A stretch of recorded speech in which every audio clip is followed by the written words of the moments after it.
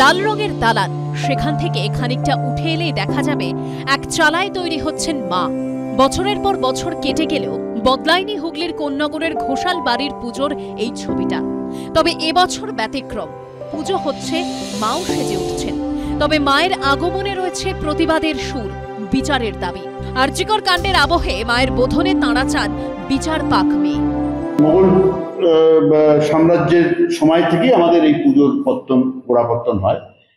তারপরে ব্রিটিশরা এসে একটা বড় স্বীকৃতি দেয় আমাদের পুজোকে। সেটা হচ্ছে যে তারা 750 টাকা অনুদানের ব্যবস্থা করে এই পুজোর খরচের জন্য, এবং সেটা আজ থেকে 250 বছর আগেকার ঘটনা। সকলের মনে একটা তো নানা রকম প্রশ্ন উঠেছে, জিজ্ঞাসা, আন্দোলন সবকিছু আছে, কিন্তু তার মধ্যে বাঙালির শ্রেষ্ঠ উৎসব দুর্গোৎসব থাকবে। তার মধ্যে মানুষের দুঃখ, বেদনা, আনন্দ সবকিছু মিশেল হবে, সেটা এবারেও হবে।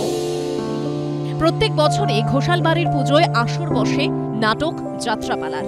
তবে এবছর থাকছে বিশেষ আয়োজন, আর এই আয়োজনের মধ্যে দিয়েই আরজিকরের ঘটনার প্রতিবাদ জানাবেন তাঁরা। ঘোষাল বাড়ির সদস্যরা জানাচ্ছেন, এই বছর তাঁরা মঞ্চস্থ করবেন এক বিশেষ নাটক, যার নাম অপরাজিতা। নির্যাতিতার বিচারের দাবিতে এই নাটকে অভিনয় করবেন পরিবারের সদস্যরা।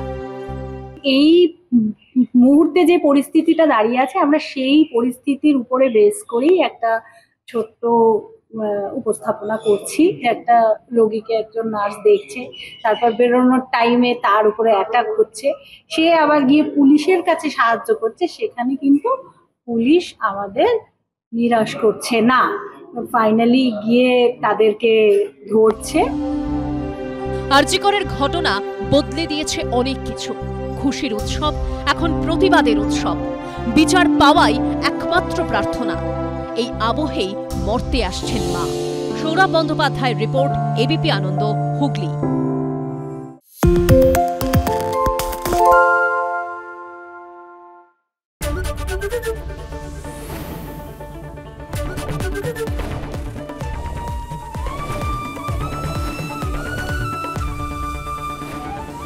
এবিপি আনন্দ, এগিয়ে থাকে, এগিয়ে রাখে।